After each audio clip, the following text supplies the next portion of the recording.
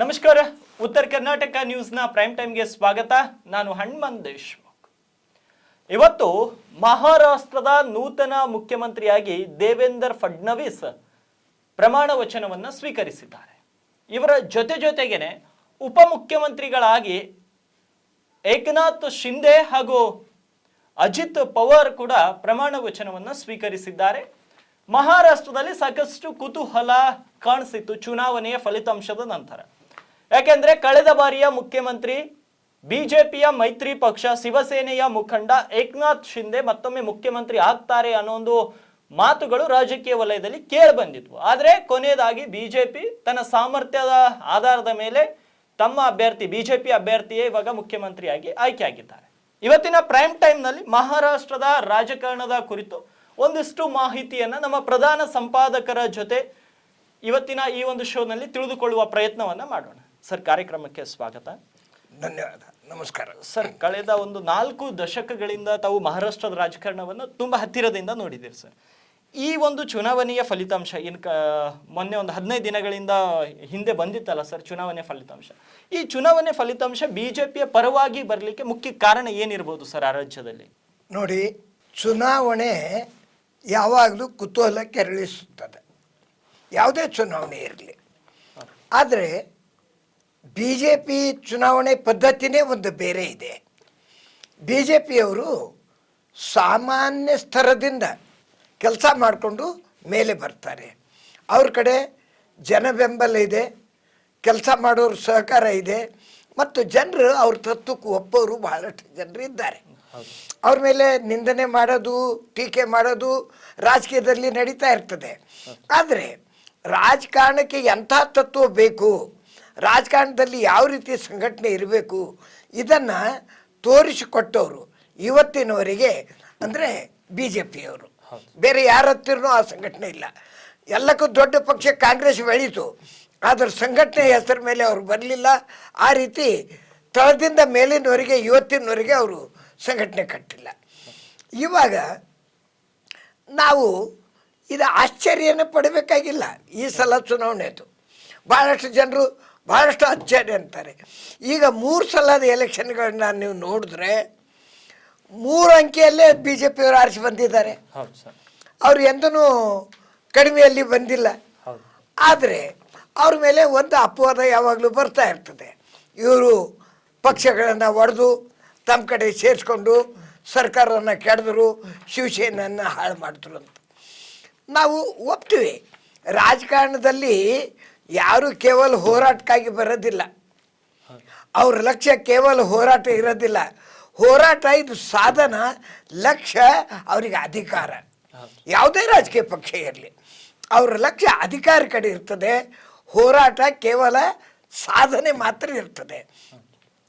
ಇವರು ಹೋರಾಟ ಮಾಡ್ಕೊಂತ ಒಡೆದ್ರು ಅಂತ ಹೇಳ್ತಾರೆ.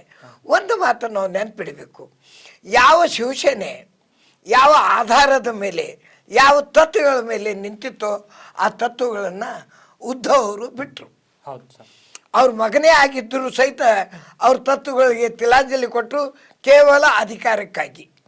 ಬಾಳಾ ಸಾಹೇಬರು ಯಾವಾಗಲೂ ಹೇಳ್ತಿದ್ರು, ನಾನು ಸಾಯುವವರೆಗೆ ಅವ್ರ ಮನೆ ಬಾಗಿಲಿಗೆ ಹೋಗೋದಿಲ್ಲ, ಎಂದು ಅವ್ರ ಬಾಗಿಲಿಗೆ ಹೋಗೋ ಸಮಯ ಬರ್ತದೆ, ನನ್ನ ಅಂಗಡಿ ನಾನು ಮುಚ್ಕೊಳ್ತೀನಿ ಅಂತ ಹೇಳ್ತಿದ್ರು. ಇಂಥ ಒಂದು ಮಹಾವಾಕ್ಯ ಹೇಳಿದಂಥ ಅವರ ಸುಪುತ್ರ ಅವ್ರ ಕಾಲಿಗೆ ಬಿದ್ದು ಸರ್ಕಾರ ಮಾಡೋ ಪರಿಸ್ಥಿತಿ ಬಂತು. ಇದು ಜನರು ನಿರೀಕ್ಷೆ ಮಾಡ್ತಾರೆ. ಇವತ್ತು ಏಕನಾಥ್ ಶಿಂದೆ ಅವರು ಬಾಳಾ ಸಾಹೇಬ್ರ ಮಗ ಅಲ್ಲ, ಆದರೆ ಅವರು ತತ್ವಗಳನ್ನು ಹಿಡ್ಕೊಂಡು ಮಗನಕ್ಕಿಂತಲೂ ಹೆಚ್ಚಿನ ಹೆಸರನ್ನು ಅವರು ಗಳಿಸಿದ್ರು. ಏಕನಾಥ್ ಶಿಂದೆ ಅವರಿಗೆ ಬೆಂಬಲ ಸಿಕ್ಕಿದ ಕಾರಣ ಅಷ್ಟೇ, ಜನರ ಬೆಂಬಲ ಸಿಕ್ತು. ಅವಾಗ ಎಲ್ಲರಿಗೂ ಅನ್ನಿಸ್ತಿತ್ತು ಇವರೇನು ಹೋಗಿದ್ದಾರೆ ಚುನಾವಣೆಯಲ್ಲಿ, ಎಲ್ಲ ಜನರು ಉದ್ಧವ್ರ ಕಡೆ ಬರ್ತಾರೆ ಅಂತ. ಆದರೆ ಜನರು ಯಾರ ಮಗ ಎಂಬುದನ್ನು ನೋಡಿಲ್ಲ, ಯಾವ ತತ್ವದ ಮೇಲೆ ಇದು ಇದೆ ಎಂಬುದನ್ನು ನೋಡಿದ್ರು. ಅದರಿಂದ ಅವರು ಬಂದರು. ಮತ್ತೊಂದು ಇಲ್ಲಿ ಇವಾಗ ಫಡ್ನವೀಸ್ ಅವರು ಮುಖ್ಯಮಂತ್ರಿ ಆಗಿದ್ದಕ್ಕಿಂತ ಮೊದಲು ಕೆಲವರು ಊಹಾಪೋಹಗಳನ್ನು ಮಾಡ್ತಾ ಇದ್ರು. ಅದು ಸರಿ, ನಡೀತಾ ಇರ್ತದೆ. ಏಕನಾಥ್ ಶಿಂದೆ ಅವರ ನೇತೃತ್ವದಲ್ಲೇ ಚುನಾವಣೆ ನಡೀತು. ಯಾಕೆ ನಡೀತು? ಅವರು ಮುಖ್ಯಮಂತ್ರಿ ಆಗಿದ್ರು, ಅವರು ಲೀಡರು ಇದ್ರು ಅಂತೇಳಿ ಅಲ್ಲ, ಅವರು ಮುಖ್ಯಮಂತ್ರಿ ಆಗಿದ್ರು. ಯಾರು ಮುಖ್ಯಮಂತ್ರಿ ಆಗಿರ್ತಾರೋ ಅವ್ರ ನೇತೃತ್ವದಲ್ಲೇ ನಡೀತದೆ. ಆ ರೀತಿ ರಾಜಕೀಯ ವಿಮರ್ಶೆಯನ್ನು ನಾವು ನೋಡಬೇಕಾದ್ರೆ ಪವರ್ ಇವ್ರಿಗಿಂತಲೂ ಪವರ್ಫುಲ್ ಅಂತ ಹೇಳ್ಬೋದು. ಯಾಕಂದರೆ ಅಂತ ತನ್ನ ಭೀಷ್ಮ ಪಿತಾಮಹ ಅಂತ ಇರ್ತಕ್ಕಂಥ ತನ್ನ ಕಾಕನ್ನ ಒಡೆದು ಹೊರಗೆ ಬಂದು ಅವರನ್ನ ಹೆಸರಿಲ್ಲದಂತೆ ಮಾಡಿದಂಥ ಶಕ್ತಿ ಅವನಿಗಿದೆ.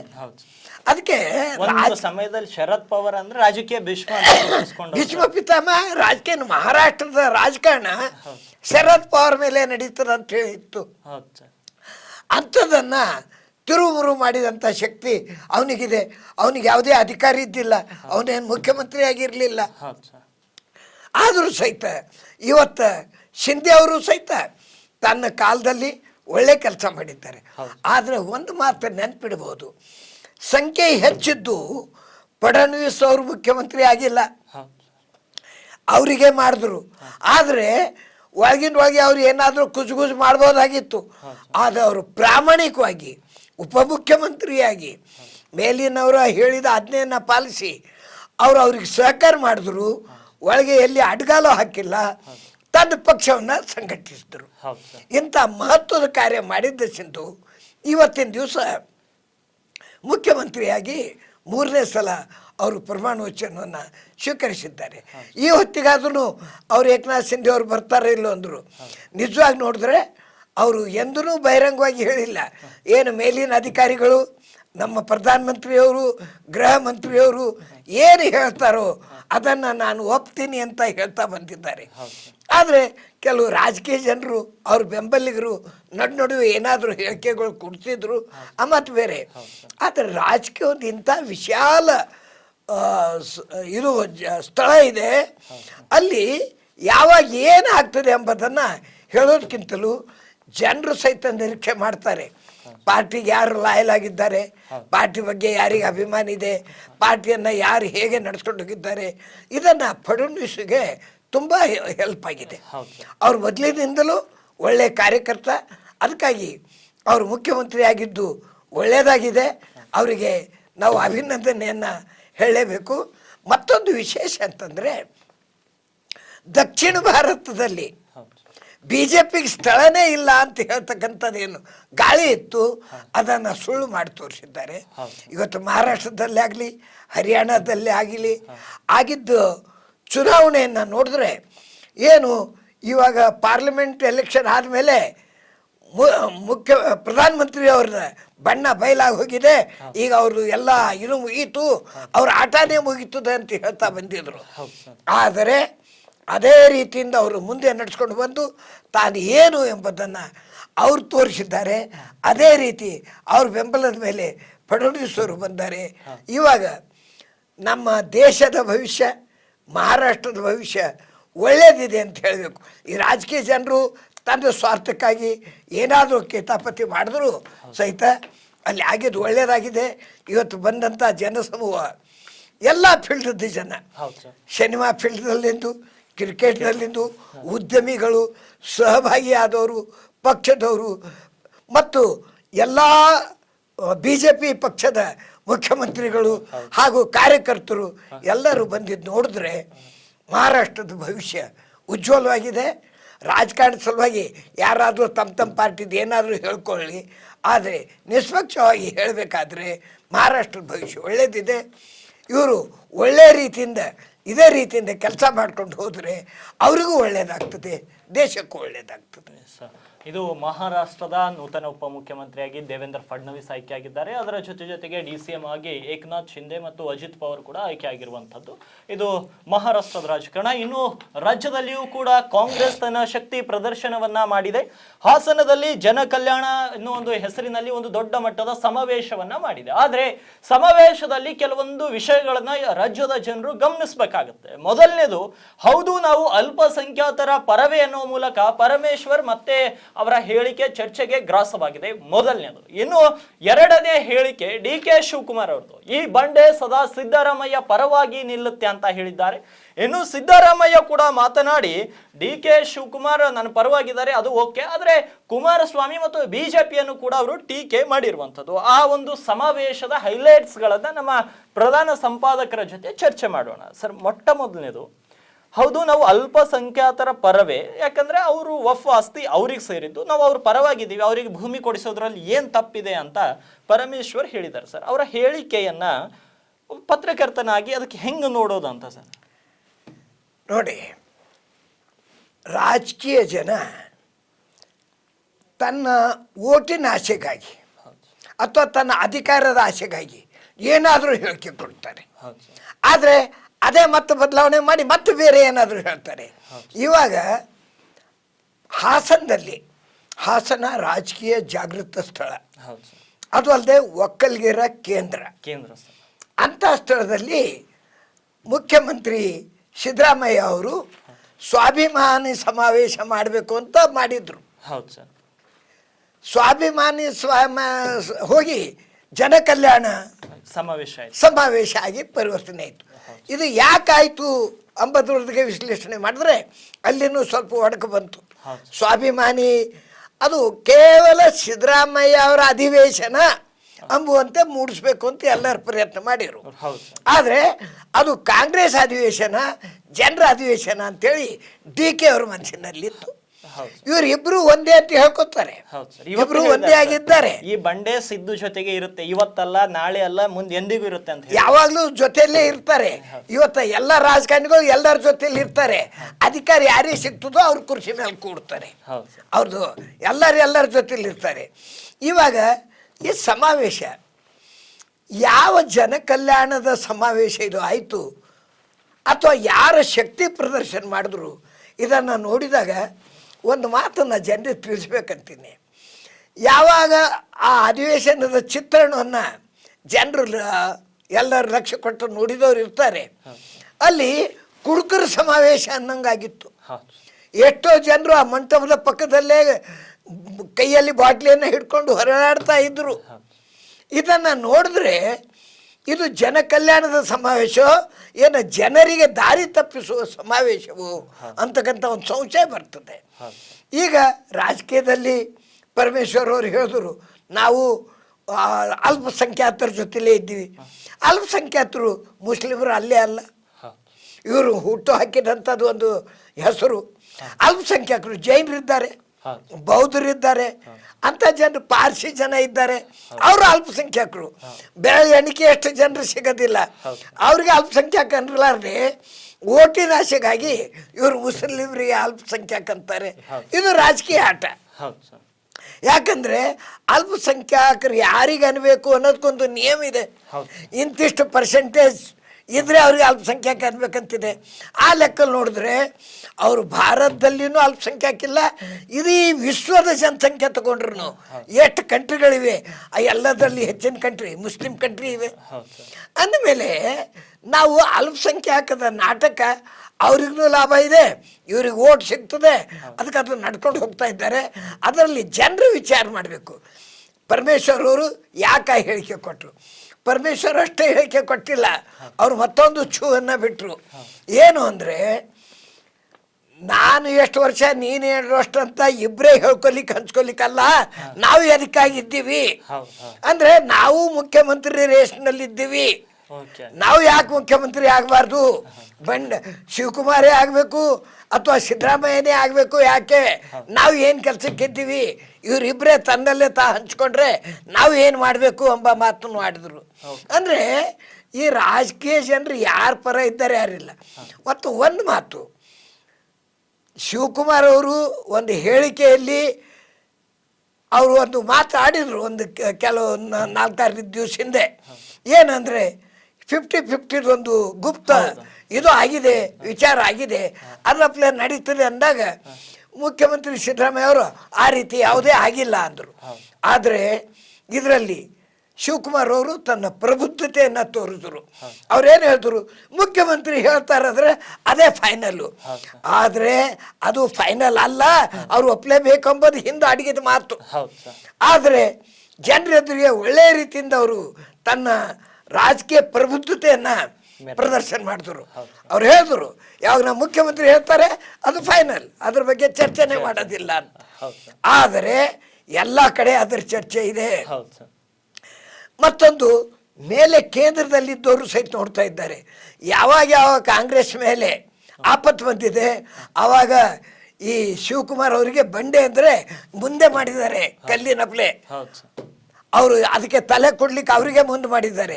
ಅದರಿಂದ ಇದು ಸಮಾವೇಶ ರಾಜಕೀಯ ಶಕ್ತಿ ಪ್ರದರ್ಶನದ ಸಮಾವೇಶ ಇತ್ತು. ಅಷ್ಟೇ ಅಲ್ಲ, ಆಶ್ಚರ್ಯ ಸಂಗತಿ ಅಂದರೆ ಅವ್ರ ಕುರ್ಚಿಗಳೆಲ್ಲ ಹಾಕಿದಾಗ ಪ್ರತಿಯೊಂದು ಕುರ್ಚಿ ಮೇಲೆ ಸಿದ್ದರಾಮಯ್ಯ ಅವ್ರ ಫೋಟೋ ಇಟ್ಟಿದ್ರು. ಪ್ರತಿಯೊಂದು ಕುರ್ಚಿ ಮೇಲೆ. ಅಂದರೆ ಇದು ಜನಕಲ್ಯಾಣ ಸಮಾವೇಶ ಇರಬೇಕಾದ್ರೆ ರೈತರ ಫೋಟೋ ಇಡಬೇಕಾಗಿತ್ತು, ಅಥವಾ ಏನು ಉಪಮುಖ್ಯಮಂತ್ರಿ ಮುಖ್ಯಮಂತ್ರಿ ಇದ್ದಾರೆ ಅವ್ರ ಇಬ್ಬರು ಫೋಟೋ ಇಡಬೇಕಾಗಿತ್ತು, ಅಥವಾ ಕರ್ನಾಟಕದ ಭುವನೇಶ್ವರಿ ಫೋಟೋ ಇಡಬೇಕಾಗಿತ್ತು. ಆದರೆ ಸಿದ್ದರಾಮಯ್ಯ ಅವ್ರ ಫೋಟೋ ಅವರು ಇಟ್ಟು ಪ್ರದರ್ಶನ ಮಾಡಬೇಕು ಅಂತೇಳಿ ಮಾಡಿದ್ರು. ಎಲ್ಲ ಕಡೆ ಫೋಟೋ ಹಾಕಿದ್ರು. ಇದು ಮಜ್ಜಿಗೆಗೆ ಬಂದು ಬಗೆಯನ್ನು ಮುಚ್ಚಿಟ್ರು ಅಂದಂಗಿದೆ. ಇದು ಸಿದ್ದರಾಮಯ್ಯ ಅವರಿಗೆ ಬೂಸ್ಟ್ ಮಾಡೋ ಸಲುವಾಗಿ ಅವ್ರ ಮೇಲೆ ನಡೀತಕ್ಕಂಥ ಎನ್ಕ್ವೈರಿಗಳನ್ನು ಸ್ವಲ್ಪ ತಗ್ಗಿಸ್ಬೇಕು ಅಂತೇಳಿ ಮಾಡಿದ್ದಾರೆ. ಇದು ಯಾವುದೇ ಪರಿಣಾಮ ರಾಜಕೀಯದ ಮೇಲೆ ಬೀಳೋದಿಲ್ಲ. ಅಧಿಕಾರ ಇರೋರಿಗೆ ಎಲ್ಲರೂ ಸಲಾಮ್ ಹಾಕ್ತಾರೆ. ಅಧಿಕಾರ ಮುಗಿದ ಕೂಡಲೇ ಅವ್ರ ಹಿಂದೆ ಯಾರೊಬ್ಬರು ಇರೋದಿಲ್ಲ. ಆದರೆ ಇವತ್ತಿನ ದಿವಸ ಕರ್ನಾಟಕದ ರಾಜಕಾರಣ ಮೊನ್ನೆ ಆದಂಥ 3 ಎಲೆಕ್ಷನ್ಗಳಲ್ಲಿ ಕಾಂಗ್ರೆಸ್ಗೆ ಆರಿಸ್ಕೊಟ್ರು. ಅದನ್ನು ಪ್ರಜಾಪ್ರಭುತ್ವದ ನಿಯಮ ಪ್ರಕಾರ ಒಪ್ಪಲೇಬೇಕು, ಅದು ಒಪ್ತಾರೆ ಎಲ್ಲರೂ. ಅದಕ್ಕೆ ಅಂಥ ರೀತಿ ರಾಜಕಾರಣ ಆಯಿತು. ಆದರೆ ಈ ಸಮಾವೇಶದಲ್ಲಿ ಮುಖ್ಯಮಂತ್ರಿ ಎಲ್ಲ ಆಗಲಿ ಅಥವಾ ಶಿವಕುಮಾರ್ ಆಗಲಿ ಎಚ್ಚರಿಕೆ ವಹಿಸಬೇಕಾಗಿತ್ತು. ಅವರು ಅಲ್ಲಿ ಕುಡಿದು ಸೆರೆ ಅಂಗಡಿ ಮೇಲೆ ಜಾತ್ರೆ ಗುದ್ದಾಟ ನಡೆದಿತ್ತು. ನಾ ಮುಂದು ನೀ ಮುಂದು ಅಂತಿತ್ತು. ಅಂದರೆ ಇವರು ಯಾವ ರೀತಿ ಜನರಿಗೆ ಸಂದೇಶವನ್ನು ಕೊಡ್ತಾರೆ, ಕುಡುಕರ ಸಮಾವೇಶ ಮಾಡ್ಬೇಕಂತಾರ, ಇದನ್ನು ಅವರಿಗೆ ಅವ್ರು ತಿಳ್ಕೊಳ್ಬೇಕು. ಇದು ನಾವು ಟೀಕೆ ಮಾಡೋದಲ್ಲ. ಜನರಿಗೆ ನೀವು ಒಂದು ಸಂದೇಶ ಕೊಡ್ಲಿಕ್ಕೆ ಬಂದಾಗ ಒಂದು ಒಳ್ಳೆಯ ಮೆಸೇಜ್ ಜನರ ಮುಂದೆ ಹೋಗಬೇಕು. ಅದು ಹೋಗಿಲ್ಲ. ಮತ್ತು ಅಲ್ಲಿ ಕಚ್ಚಾಡ ನೋಡಿದ್ರೆ, ಪರಮೇಶ್ವರ್ ಹೇಳಿಕೆ ನೋಡಿದ್ರೆ ಬರೀ ಅವರಿಬ್ಬರಲ್ಲೇ ಮುಖ್ಯಮಂತ್ರಿ ಹಂಚ್ಕೊಳ್ಳೋದಲ್ಲ, ನಾವು ಅದಕ್ಕಾಗಿದ್ದೀವಿ ಅಂತಕ್ಕಂಥ ಮಾತು ಇವೆಲ್ಲವನ್ನು ನೋಡಿದಾಗ ಇದು ಆಗ್ತದೆ. ಅಲ್ಪಸಂಖ್ಯಾತರ ಬಗ್ಗೆ ಅವ್ರು ಓಟಿನ ಆಸೆಗಾಗಿ ಹೇಳ್ತಾರೆ.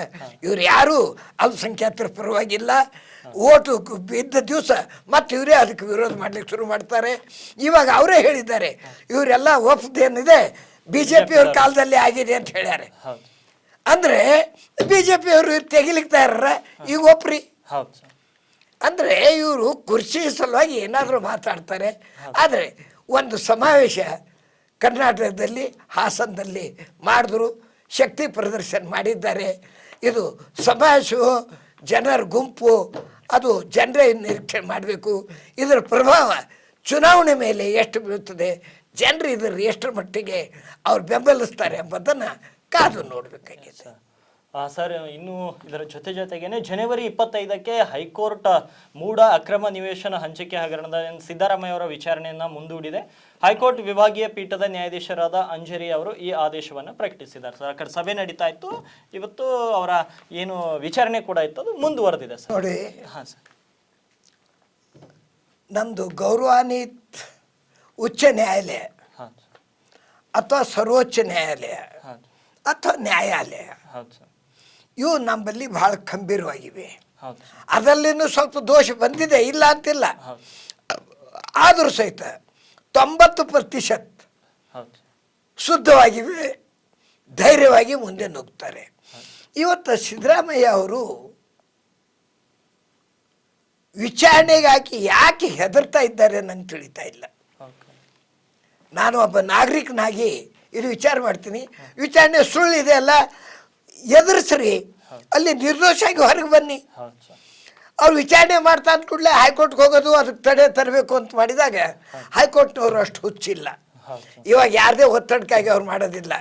ಅದಕ್ಕಾಗಿ ಅವ್ರು ತಡೆ ಆಜ್ಞೆ ಕೊಟ್ಟಿಲ್ಲ. ಮತ್ತೊಂದು, ಇವರು ಎಷ್ಟೋ ಉದಾಹರಣೆಗಳು ಕೊಡ್ತಾ ಇದ್ದಾರೆ. ನಮ್ದು ತಪ್ಪೇ ಇಲ್ಲ, ನಮ್ದು ಏನೂ ಇಲ್ಲ. ಆದರೆ ಜನರು ಎದುರೆ ಒಂದೊಂದಾಗಿ ಹೊರಗೆ ಬರ್ತಾ ಇದೆ. ನಿಮ್ದು ತಪ್ಪೇ ಇಲ್ಲ, ಎಲ್ಲ ಸ್ಥಳ ಬಿಟ್ಕೊಟ್ರಿ, ಜಾಗ ವಾಪಸ್ ಮಾಡಿದ್ರಿ, ನಿಮ್ಮ ತಪ್ಪೇ ಇಲ್ಲ, ನೀವು ಇಟ್ಕೊಂಡು ಕೂಡೋದಿತ್ತು, ನಿಮ್ದು ಹಕ್ಕಿದೆ, ನಾ ಎದುರಿಸ್ತೀನಿ ಅಂತ ಹೇಳಬೇಕಾಗಿತ್ತು. ಅದನ್ನು ಮಾಡಿಲ್ಲ. ಈಗ ಮತ್ತೆ ಹೈಕೋರ್ಟ್ ಮೊರೆ ಹೋಗಿ ಅಲ್ಲಿ ಯಾಚಿಕೆ ಮಾಡೋದು, ಅಂದರೆ ಕೆಳಗಿನವ್ರು ಕೊಟ್ಟಿದ್ದನ್ನು ರದ್ದುಪಡಿಸಲಿ ಅಂತ ಹೇಳೋದು, ಅದು ಮೇಲಿನ ನ್ಯಾಯಾಲಯನೂ ಒಪ್ಪಿಲ್ಲ. ಅದಕ್ಕೆ ಒಂದೇ ಒಂದು, ಸಿದ್ದರಾಮಯ್ಯ ಅವರು ಧೈರ್ಯವಂತರು, ಒಳ್ಳೆ ರೀತಿಯಿಂದ ರಾಜಕಾರಣ ಮಾಡಿದವರು, ಸಂಪೂರ್ಣವಾಗಿ ರಾಜಕೀಯದಲ್ಲಿ ಪಳಗಿದವರು. ಆದರೆ ಈ ಮೂಢ ಇದರಲ್ಲಿ ಅವರು ಸಂಪೂರ್ಣ ಸೋತಿದ್ದಾರೆ, ದಾರಿ ತಪ್ಪಿದ್ದಾರೆ. ಅವರು ದಾರಿಗೆ ಬರಬೇಕಾದ್ರೆ ಒಂದು ಸುಳ್ಳು ಮುಚ್ಚಲಿಕ್ಕೆ ಮತ್ತು 1000 ಸುಳ್ಳು ಹೇಳಲಿಕ್ಕೆ ಪ್ರಾರಂಭ ಮಾಡಿದ್ದಾರೆ. ಇದು ಜನರಿಗೆ ಗೊತ್ತಾಗ್ತಾ ಇದೆ. ಇವರು ಸಾಚಾಗಿದ್ದರೆ ಎದುರಿಸಬೇಕು, ಪವಿತ್ರರಾಗಿ ಹೊರಗೆ ಬರಬೇಕು. ಇದು ರಾಜ್ಯದ ವಿಷಯ. ಇನ್ನು ಆಸಾಂನಲ್ಲಿ ರೆಸ್ಟೋರೆಂಟ್ಗಳು, ಹೋಟೆಲ್ಗಳು ಮತ್ತು ಸಾರ್ವಜನಿಕ ಸ್ಥಳಗಳಲ್ಲಿ ಗೋಮಾಂಸ ಮಾರುವುದು ಮತ್ತು ಸೇವಿಸುವುದನ್ನು ಆಸಾಂ ಬಿಜೆಪಿ ಸರ್ಕಾರ ನಿಷೇಧಿಸಿದೆ. ಆಸಾಂನ ಮುಖ್ಯಮಂತ್ರಿ ಹೇಮಂತ್ ಬಿಶ್ವಾ ಶರ್ಮಾ ಬುಧವಾರ ನಡೆದಂತಹ ರಾಜ್ಯ ಸಚಿವ ಸಂಪುಟದ ಸಭೆಯಲ್ಲಿ ಗೋಮಾಂಸಕ್ಕೆ ಸಂಬಂಧಿಸಿದಂತೆ ಅಸ್ತಿತ್ವದಲ್ಲಿರುವಂತಹ ಕಾನೂನುಗಳಿಗೆ ಹೊಸ ನಿಬಂಧನೆಯನ್ನು ಅಳವಡಿಸಲು ತಿದ್ದುಪಡಿ ಮಾಡಲು ನಿರ್ಧಾರ ಕೈಗೊಳ್ಳಲಾಗಿದೆ ಅಂತ ಘೋಷಿಸಿದ್ದಾರೆ. ಇದು ಗೋಮಾಂಸ ಸೇವನೆ ವಿರುದ್ಧ ಬಿಜೆಪಿಯ ನಿಲುವಿಗೆ ಅನುಗುಣವಾಗಿದೆ. ರೆಸ್ಟೋರೆಂಟ್ಗಳು, ಹೋಟೆಲ್ಗಳು ಮತ್ತು ಸಾರ್ವಜನಿಕ ಸ್ಥಳಗಳಲ್ಲಿ ಗೋಮಾಂಸ ಮಾರಾಟ ಮತ್ತು ಸೇವನೆಯನ್ನ ನಿಷೇಧಿಸಲು ನಾವು ನಿರ್ಧರಿಸಿದ್ದೇವೆ ಅಂತ ಶರ್ಮಾ ಪತ್ರಿಕಾಗೋಷ್ಠಿಯಲ್ಲಿ ಹೇಳಿದ್ದಾರೆ. ಸರ್, ಈ ಗೋಮಾಂಸ ನಿಷೇಧದ ಬಿಜೆಪಿ ಬರೀ ಇದನ್ನ ತಮ್ಮ ಚುನಾವಣಾ ತಂತ್ರವಾಗಿ ಬಳಸ್ಕೊತಾ ಇದೆಯಾ ಅಥವಾ ನೈಜವಾಗಿಯೂ ಇವು ನಾವು ನೋಡ್ತೀವಿ. ಕರ್ನಾಟಕದಲ್ಲಿ ಕೆಲವು ದಿನಗಳ ಹಿಂದೆ ಬಿಜೆಪಿ ಇದ್ದಾಗ ಗೋಮಾಂಸ ನಿಷೇಧ ಅಂತ ಹೇಳಿದ್ರು. ಆದರೆ ಮತ್ತೆ ಇನ್ನೂ ನಾವು ಕೆಲವು ನಗರಗಳಲ್ಲಿ ಗಮನಿಸ್ತೀವಿ ಗೋ ಹತ್ಯೆ ನಿಷೇಧ ಇನ್ನೂ ನಡೀತಾನೆ ಇದೆ ಸರ್. ಈಗ ಆಸಾಂನವ್ರು ಹೇಳ್ತಿದ್ದಾರೆ ಯಾಕೆ ಚುನಾವಣೆ ಹತ್ತಿರ ಆಗ್ತಾ ಇದೆ ಅಂತ. ನೋಡಿ, ನಾವು ಪಕ್ಷಕ್ಕೆ ಮೀರಿ ತತ್ವದ ಮೇಲೆ ವಿಚಾರ ಮಾಡಬೇಕಾದ್ರೆ ಮೊಟ್ಟ ಮೊದಲು ನಿಜಾಮರಕ್ಕಿಂತಲೂ ಮೊದಲಿನ ಮೊಘಲರ ಕಾಲದ ನೀವು ಕೆಲವು ಗೆಜೆಟರ್ಗಳನ್ನು ತೆಗೀರಿ, ಅದರಲ್ಲಿ ಸಂಪೂರ್ಣ ಗೋಹತ್ಯೆ ನಿಷೇಧ ಇತ್ತು ಮುಸ್ಲಿಮರ ರಾಜ್ಯದಾಗ. ನಾವು ನೋಡೋದಿಲ್ಲ. ಬರೀ ಈಗ ಮುಸ್ಲಿಮರು ಅದಕ್ಕೊಂದು ರಾಜಕೀಯ, ಕಾಂಗ್ರೆಸ್ದವ್ರು ಒಂದು ರಾಜಕೀಯ, BJP ಒಂದು ರಾಜಕೀಯ, ಏನೇ ಕೊಡೋದು ಇದು ಅವ್ರದ್ದಿತ್ತು. ಅದು ಅಲ್ಲದೆ ಕೆಲವು ಸೂಫಿಗಳು, ಕೆಲವು ಸಂತರು ಮುಸ್ಲಿಮರು ಅವ್ರು ಹೇಳಿದ್ದಾರೆ, ಏನು ಗೋ ಹಾಲು, ಆಕಳ ಹಾಲು ತಾಯಿ ಹಾಲಿನಂತೆ, ಆಕಳು ತುಪ್ಪ ಔಷಧ, ಆಕಳ ಮಾಂಸ ವಿಷ. ಇದು ಮುಸ್ಲಿಂ ಸಂತರು ಹೇಳ್ಯಾರೆ. ಅವರು ಯಾರಾದರೂ ಮುಲ್ಲಾ ಮೌಲ್ವಿಗಳು ಈ ಮಾತನ್ನು ನಂದು ಕೇಳ್ತಾ ಇದ್ದರೆ ಅವರು ತಮ್ಮ ಇತಿಹಾಸವನ್ನು ತೆಗೆದು ನೋಡಬೇಕು. ಆಕಳ ಹಾಲಿಗೆ ಅವರು ಅಮೃತ ಅಂತ ಹೇಳಿದ್ದಾರೆ ಸಂತರು, ಮುಸ್ಲಿಂ ಸಂತರು, ಹಿಂದೂಗಳದಲ್ಲ. ಆಮೇಲೆ ತುಪ್ಪಕ್ಕೆ ಇದೊಂದು ಜೀವ ಔಷಧಿ, ಸಂಜೀವನಿ ಔಷಧಿ ಅಂತ ಹೇಳಿದ್ದಾರೆ. ಅದೇ ಗೋಮಾಂಸ ವಿಷ ಅಂತ ಹೇಳಿದ್ದಾರೆ. ಇದು ಹಿಂದೂ ಸಂತರು ಹೇಳಿದಲ್ಲ, ಇದು ಮುಸ್ಲಿಂ ಸಂತರು ಹೇಳಿದ್ದು. ಆ ಮಾತನ್ನು ಮರೆತು ಇವ್ರು ರಾಜಕೀಯವಾಗಿ ನಾನು ಗೋಹತ್ಯೆ ನಿಷೇಧ ಮಾಡ್ತೀನಿ, ನೀ ಮಾಡ್ತೀನಿ ಅಂತ ಇವ್ರು ಲಾಭತ್ತು. ಇವರು ಗೋಹತ್ಯೆ ನಿಷೇಧ ಮಾಡ್ತಾರ ಬಿಡ್ತಾರ ಅಲ್ಲ, ಯಾರೂ ಮಾಡದೇ ಇದ್ರು ಭಾರತದ ಸಂಸ್ಕೃತಿ ಪ್ರಕಾರ, ಭಾರತದ ನಿಯಮ ಪ್ರಕಾರ ಅದು ವೈಜ್ಞಾನಿಕ ದೃಷ್ಟಿಯಿಂದ ಗೋಹತ್ಯೆ ನಿಷೇಧ ಆಗಬೇಕು. ಇದು ಮುಸ್ಲಿಮರು ಬಾಯಿ ರುಚಿಗಾಗಿ ಬರೇ ಮುಸ್ಲಿಮರು ತಿಂತಾರಂತಲ್ಲ, ಹಿಂದೂಗಳು ಸಹಿತ ತಿಂತಾ ಇದ್ದಾರೆ. ಆದರೆ ಗೋಮಾಂಸ ತಿನ್ಲಿಕ್ಕಲ್ಲ, ಗೋ ಹಾಲು ಅದರ ತುಪ್ಪ ಔಷಧ ಆಗಿದೆ, ಅದರ ಮೂತ್ರ ಔಷಧ ಆಗಿದೆ, ಅದರ ಸಗಣಿ ಔಷಧ ಆಗಿದೆ. ಇದನ್ನು ನಾವು ಸೈಂಟಿಫಿಕ್ವಾಗಿ ವಿಶ್ಲೇಷಣೆ ಮಾಡಿದ್ರೆ ಈ ಪ್ರಶ್ನೆ ಬರೋದಿಲ್ಲ. ಈಗ ಆಸಾಂನಲ್ಲಿ ಅಷ್ಟೇ ಅವ್ರು ಘೋಷಣೆಯನ್ನು ಮಾಡಿದ್ದಾರೆ. ಆದರೆ ಅಷ್ಟಕ್ಕೆ ಅಲ್ಲ, ಇಡೀ ಭಾರತದಲ್ಲಿ ಮುಸ್ಲಿಮರೇ ಮುಂದೆ ಬಂದು ಅವ್ರ ಸೂಫಿಗಳು, ಅವ್ರ ಸಂತರು ಏನು ಹೇಳಿದ್ದಾರೆ ಅದರ ಪ್ರಕಾರ ನಾವು ಗೋಮಾಂಸ ತಿನ್ನೋದಿಲ್ಲ, ಅದು ವಿಷ ಇದೆ, ಅದು ತುಪ್ಪ ಹಾಲು ಸೇವಿಸ್ತೇವೆ ಅಂತ ಅವ್ರು ಹೇಳಬೇಕು. ಇದು ರಾಜಕೀಯವಾಗಿ ಇವ್ರು ಬ್ಯಾಡ ಅಂತಾರೆ, ಅವ್ರು ಕದ್ದು ಕಡಿತಾರೆ. ಈ ರೀತಿಯಿಂದಾಗಿ ಆಗ್ತಾ ಇದೆ. ಇದು BJPದವರಾಗಲಿ ಮುಸ್ಲಿಮರಾಗಲಿ ಪ್ರಾಮಾಣಿಕವಾಗಿ ವಿಚಾರ ಮಾಡಿ ನಡ್ಕೊಂಡು ಹೋಗ್ತಾ ಇಲ್ಲ. ಇದನ್ನು ಜನರು ವಿಚಾರ ಮಾಡಬೇಕಾಗಿದೆ. ಜನರು ಮುಂದೆ ಬಂದು ಇದು ಯಾವುದು ಸತ್ಯ ಯಾವುದು ಇದು ಎಂಬುದನ್ನು ತಿಳಿದುಕೊಳ್ಬೇಕಾಗಿದೆ. ಅದುವರೆಗೆ ನಾವು ಇದೇ ರೀತಿ ಗೋಳಾಟ ಮಾಡಬೇಕಾಗ್ತದೆ. ರಾಜಕೀಯ ಜನರು ತನ್ನ ಬೂಟಾಟಿಕೆ ಸಲುವಾಗಿ ತನ್ನ ಅಧಿಕಾರದ ಸಲುವಾಗಿ ಏನಾದರೂ ಒಂದು ಜನರ ತಲೆಯಲ್ಲಿ ಬಿತ್ತಾರೆ. ಅದರಿಂದ ಜಾಗೃತರಾಗಬೇಕು. ಉತ್ತರ ಕರ್ನಾಟಕ ಸುದ್ದಿವಾಹಿನಿ ಯಾವಾಗಲೂ ಇದು ಒಂದೇ ಒಂದು ಮಾತು ಹೇಳ್ತದೆ, ಇದು ಜನರ ಉಸಿರು, ಕನ್ನಡಿಗರ ಉಸಿರು. ನೀವೆಲ್ಲರೂ ಎಚ್ಚರಾಗಿರಿ, ನಿಮ್ಮ ಉಸಿರನ್ನು ಗಟ್ಟಿಯಾಗಿ ಇಟ್ಕೊಳ್ಳಿ, ನೀವು ಧೀಮಂತರಾಗಿ ಮುಂದೆ ಸಾಗಿರಿ. ರಾಜಕೀಯ ಬೂಟಾಟಿಕೆಯಲ್ಲಿ ನೀವು ತಲೆ ಕೆಡಿಸ್ಕೊಳ್ಬೇಡಿ. ಚುನಾವಣೆ ಕಾಲಕ್ಕೆ ನೀವು ಯಾರಿಗಾದರೂ ಮತ ಕೊಡಿ ನಿಮಗೆ ಬೇಕಾದವರಿಗೆ, ಆದರೆ ಬೇರೆ ಕಾಲಕ್ಕೆ ಭಾರತದ ಪ್ರಗತಿ, ಎಲ್ಲರ ಹಿತ, ಎಲ್ಲರ ಸಹಭಾಗಿತ್ವ, ಎಲ್ಲರೂ ಒಂದುಗೂಡಿ ಹೋಗುವಂಥ ಕಾರ್ಯವನ್ನು ಮಾಡಬೇಕು ಅಂತ ಹೇಳ್ತೀನಿ. ಎಲ್ಲರ ಹಿತ, ಎಲ್ಲರ ಸಹಭಾಗಿತ್ವ, ಎಲ್ಲರೂ ಒಂದುಗೂಡಿ ಹೋಗುವಂಥ ಕಾರ್ಯವನ್ನು ಮಾಡಬೇಕು ಅಂತ ಹೇಳ್ತೀನಿ. ಇವಾಗಿದ್ವು ಇಂದಿನ ಪ್ರೈಮ್ ಟೈಮ್ನ ಪ್ರಮುಖ ಸುದ್ದಿಗಳು. ಮತ್ತೆ ನಾಳೆಯ ಸಂಚಿಕೆಯಲ್ಲಿ ಭೇಟಿಯಾಗ್ತೀನಿ. ಮತ್ತಷ್ಟು ರಾಜ್ಯ, ದೇಶ ಮತ್ತು ವಿದೇಶದ ಸುದ್ದಿಗಳನ್ನು ನಿಮ್ಮ ಮುಂದಿಡುವಂತಹ ಪ್ರಯತ್ನವನ್ನು ಮಾಡ್ತೇನೆ.